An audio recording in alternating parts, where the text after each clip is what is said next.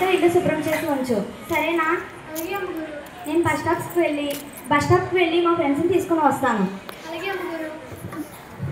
అబ్బా, అమ్మగారు ఏమో చెప్తున్నారు, ఏం మర్చిపోయినాను. గుర్తుకొచ్చినది. ఇల్లేమో నేతితో శుభ్రం చేయమన్నారు, ఫినాయిల్తోనేమో రొట్టె చేయమన్నారు.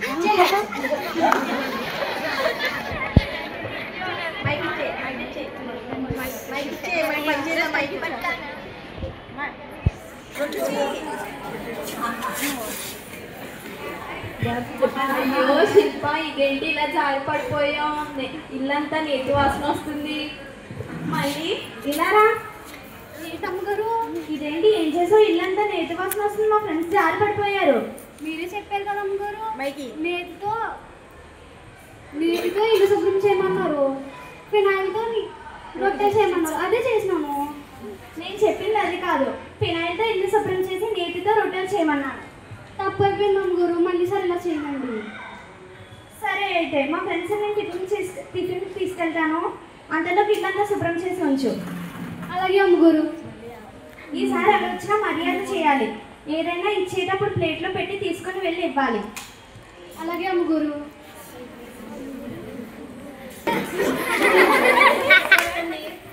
అది కాదండి, మా అమ్మగారు ఏమన్నారంటే ఎవరు వచ్చినా సరే మంచిగా మర్యాద చేయమన్నారు.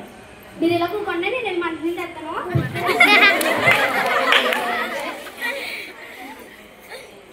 అదేంటి మళ్ళీ మీరు పై కింద కూకున్నారు, మళ్ళీ పైకి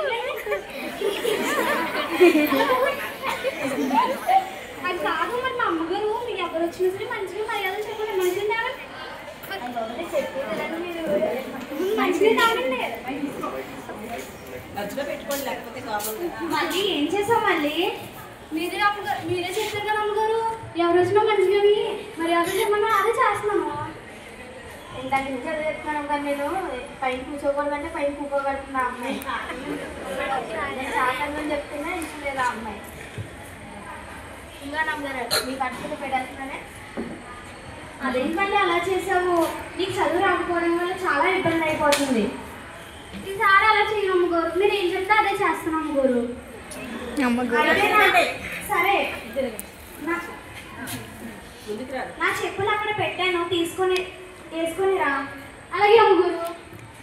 అమ్మగారు ఏదైనా సరే చెప్పులు ఏదైనా సరే మంచిగా ప్లేట్లో తీసుకుని అమ్మగారు.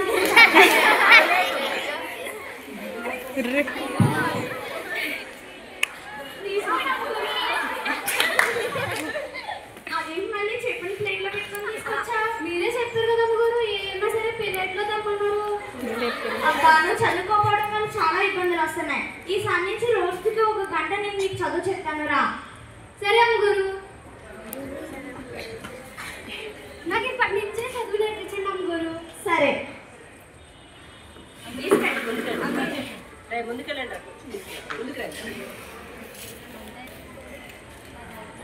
ఒక దీపం వెలిగించినప్పుడు అనేక దీపాలను వెలుగుతాయి. అలాగే ఒకళ్ళు చదువుకుంటే ప్రతి ఒక్కరిని చదివించాలి. అందరూ చదవాలి, అందరూ ఎదగాలి. ధన్యవాదాలు.